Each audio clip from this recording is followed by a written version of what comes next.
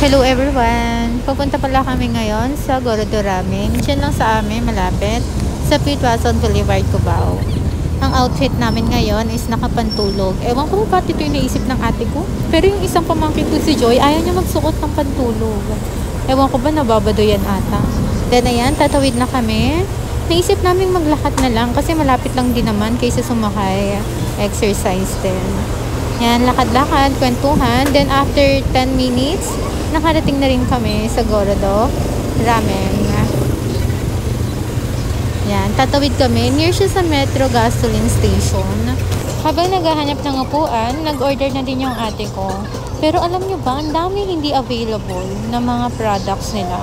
Sabi nila, na out of stock sila kasi ang dami daw kumain sa kanila kahapon.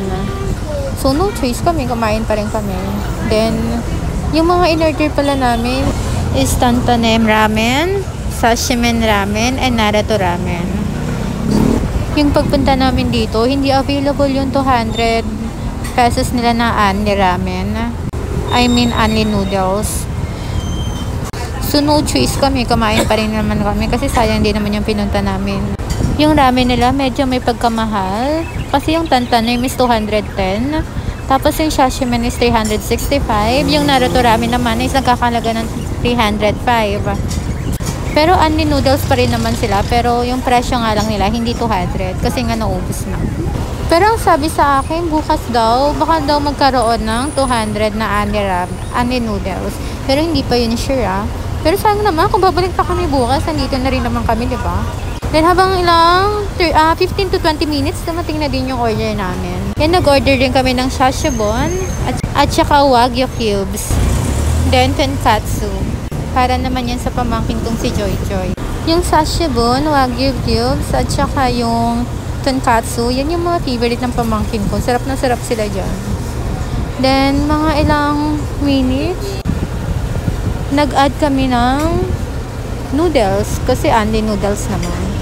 Pero dahil wala na rin naman kami masyadong sabaw, hindi na natugma yung lasa, kaya hindi rin namin nagustuhan. Na-disappoint na kami. Hindi namin expected na ganun yung lasa. Kaya if ever na mag-a-additional kayo ng noodles, dapat mag-a-add din kayo ng soup. Ang miso soup is 65. Yung shoyu naman soup ay 95. Medyo may pagka-pricey, pero kung afford nyo naman, why not, diba? Kung gusto nyo talagang kumain ng ramen. Kami hindi na kami nag-add ng soup kasi busog na rin naman kami. Hindi lang namin in-expect na ganun yung lasa, may pagka-aftertaste. Sabi naman sa amin ng cashier tsaka ng chef, yung noodles daw nila is gawa sa egg. Siguro dahil ganun. Then kumakain na rin ako.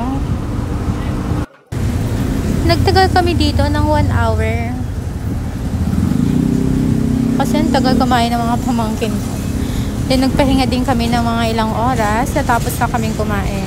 Hindi na nga namin naubos yung ramen kasi hindi nga talaga namin nagustuhan yung lasa. Pero sabi naman sa amin ng cashier, wala na daw kaming babayaran sa leftover. Kasi nga dahil nga dun sa issue na hindi talaga namin nagustuhan. Then habang nagtitingin ako ng menu, naisip kong umorder ng katsudon takeout. Kasi ang sarap talaga ng katsudon nila. Then, nagantay din kami ng 15 minutes. Then, habang hinahantay yung katsudon, nag-aasaran kami ng pamangkin ko. Yan si Kevin. Ayan lagi yung kaharutan ko.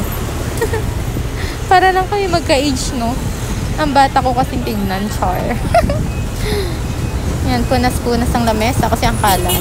Makakahiya naman sabi ng kalat namin. Hinihintay pa rin namin yung katsudon. Kaya habang namin hinihintay, naghaharutan muna kami sa loob. Ang ingay nga namin dito, tapos may customer pa sa loob. Yung pinag-uusapin namin dito, yung sa swimming, sa birthday ko. Gusto kasi ng mga bata mag-swimming.